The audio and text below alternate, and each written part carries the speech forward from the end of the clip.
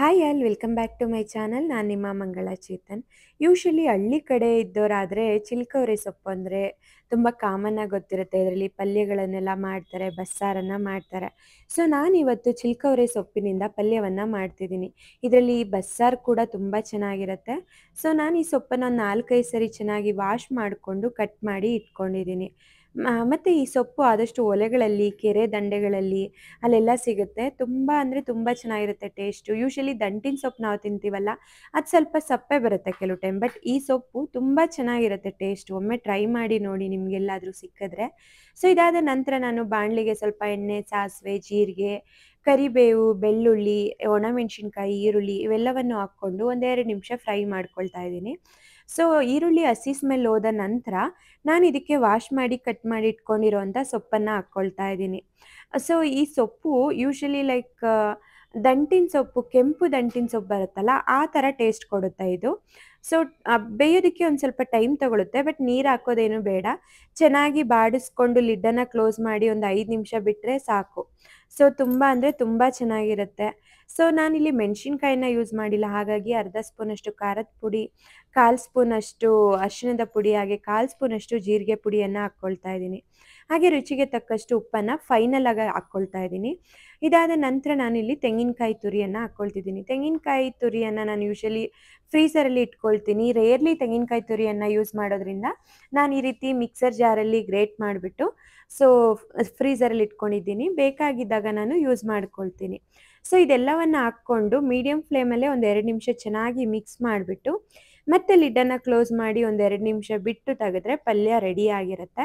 So ನಿಮ್ಗೆ ಬೇಕಿದ್ರೆ ಕೊತ್ತಂಬರಿ ಸೊಪ್ಪನ್ನು ಹಾಕ್ಕೋಬೋದು. ನಾನು ಕೊತ್ತಂಬರಿ ಸೊಪ್ಪು ಅಷ್ಟೇನು ಯೂಸ್ ಮಾಡಲ್ಲ ಸೊಪ್ಪಿನ ಪಲ್ಯಕ್ಕೆ.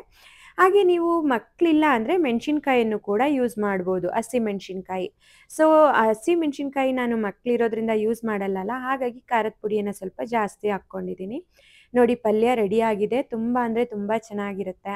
ಸೊ ಇದನ್ನು ನೀವು ಅನ್ನ ಸಾಂಬಾರು ಜೊತೆ ಸೈಡ್ ಡಿಶ್ ಆಗಿ ತೊಗೋಬೋದು, ಅಥವಾ ಚಪಾತಿಗೆ ಪಲ್ಯವನ್ನಾಗಿ ಕನ್ಸಿಡರ್ ಮಾಡಿ ತೊಗೋಬೋದು. ತುಂಬ ಚೆನ್ನಾಗಿರುತ್ತೆ. ಒಮ್ಮೆ ಟ್ರೈ ಮಾಡಿ. ನೀವೇನಾದರೂ ಹಳ್ಳಿ ಕಡೆ ಆಗಿದ್ದರೆ ಅಥವಾ ಚಿಕ್ಕವರಿಂದ ಹಳ್ಳೀಲಿ ಬೆಳೆದಿದ್ರೆ ಈ ಸೊಪ್ಪನ್ನ ಆಲ್ಮೋಸ್ಟ್ ವೀಕ್ಲಿ ಒನ್ಸ್ ಆದರೂ ತಿಂದಿರ್ತೀರ. ಈಗೂ ನಾವೇನಾದರೂ ಅಜ್ಜಿ ಮನೆಗೆ, ಅಮ್ಮ ಮನೆಗೆ ಹೋದರೆ ಈ ಸೊಪ್ಪು ಸಾರು ಮಾಡೇ ಮಾಡ್ತಾರೆ. ಇದರಲ್ಲಿ ಮಶೊಪ್ಪು ಕೂಡ ಮಾಡ್ತಾರೆ, ಬಸ್ಸಾರು, ಹೀಗೆ ತುಂಬ ರೀತಿಯ ವೆರೈಟಿಯಾದ ಡಿಶಸ್ನ ಮಾಡ್ತಾರೆ. ಹಾಗೆ ಪ್ರೋಟೀನ್ಗೆ ಪಕ್ಕದಲ್ಲೇ ಮೊಟ್ಟೆನ ಬೇಯಿಸ್ಕೊಂಡಿದ್ದೆ. ಹಾಗೆ ಸಲಾಡಿಗೆ ನಾನಿಲ್ಲಿ ಕ್ಯಾರೆಟು, ಬೀನ್ಸು, ಬ್ರಾಕೊಲಿ, ಗೆಣಸು, ಕಾರ್ನು ಇವೆಲ್ಲವನ್ನು ಹಾಕ್ಕೊಂಡು ಬೇಯಿಸ್ಕೊಂಡಿದ್ದೆ. ಹಾಗೆ ಚಪಾತಿ ಬೇಕಲ್ಲ, ಚಪಾತಿಗೆ ನಾನಿಲ್ಲಿ ಒಂದು ಬಾಣಲೆಯಲ್ಲಿ ಹಿಟ್ಟು, ಉಪ್ಪು, ಎಣ್ಣೆ, ಹಾಗೆ ಸ್ವಲ್ಪ ಎಳ್ಳು, ಹಾಗೆ ಸ್ವಲ್ಪ ಜೀರಿಗೆಯನ್ನು ತಗೊಂಡು ನೀರನ್ನು ಹಾಕ್ಕೊಂಡು ಚೆನ್ನಾಗಿ ಕಲಸಿಟ್ಕೊಳ್ತಾ ಇದ್ದೀನಿ. ಸೊ ಇದನ್ನು ಕಲಿಸ್ಬಿಟ್ಟು ಒಂದು 10 ನಿಮಿಷ ಬಿಟ್ಟು ನಂತರ ಚಪಾತಿಯನ್ನು ಮಾಡ್ಕೊಳ್ತಾ ಇದ್ದೀನಿ.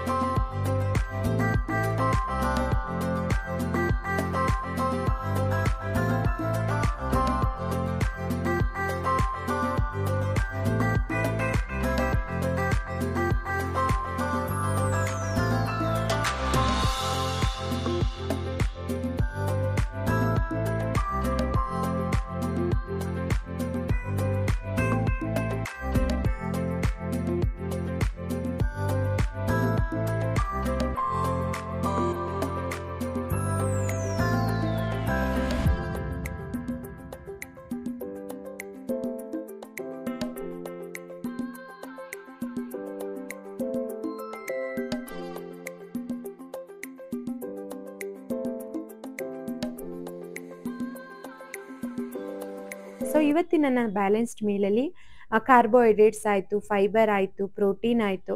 So complete balanced meal.